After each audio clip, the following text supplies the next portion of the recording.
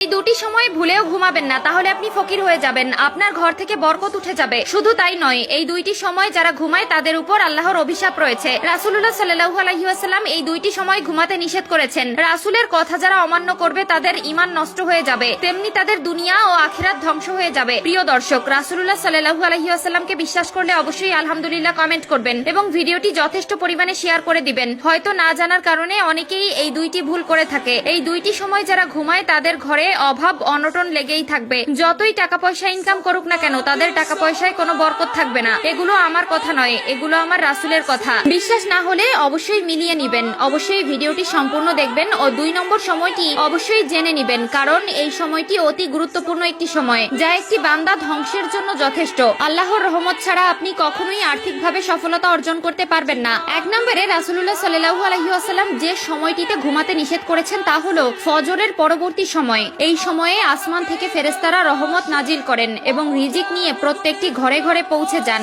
কিন্তু কোনো ঘরে যদি কোনো বান্দা ফজরের পরবর্তী সময়ে ঘুমিয়ে থাকে, তখন তার ঘরে রহমতের রিজিক নিয়ে যাওয়া হয় না। সেই রিজিক জঙ্গলে হিংস্র যত প্রাণীরা আছে তাদেরকে দিয়ে দেওয়া হয়। বুখারী হাদিসে নবীজি সাল্লাল্লাহু আলাইহি ওয়াসাল্লাম ফজরের ব্যাপারে আল্লাহর কাছে দোয়া করেছেন যেন এই সময়টিতে বান্দার উপর বরকত নাজিল হয়, এবং আল্লাহ তাআলা এই দোয়াটি কবুল করে নিয়েছেন।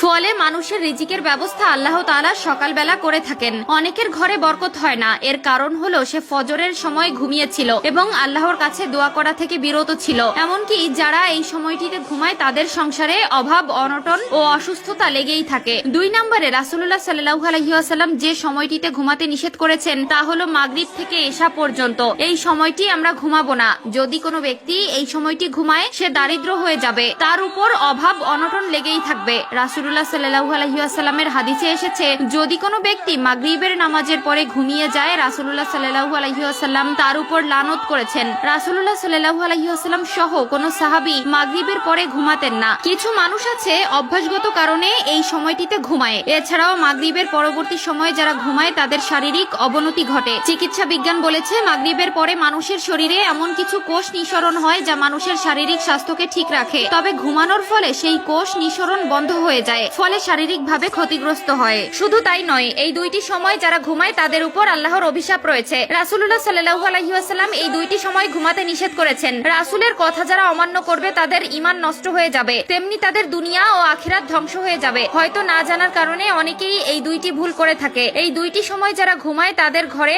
অভাব অনটন লেগেই থাকবে। যতই টাকা পয়সা ইনকাম করুক না কেন, তাদের টাকা পয়সায় কোনো বরকত থাকবে না। এগুলো আমার কথা নয়, এগুলো আমার রাসূলের কথা। বিশ্বাস না হলে অবশ্যই মিলিয়ে নিবেন, যা একটি বান্দা ধ্বংসের জন্য যথেষ্ট। আল্লাহর রহমত ছাড়া আপনি কখনোই আর্থিকভাবে সফলতা অর্জন করতে পারবেন না।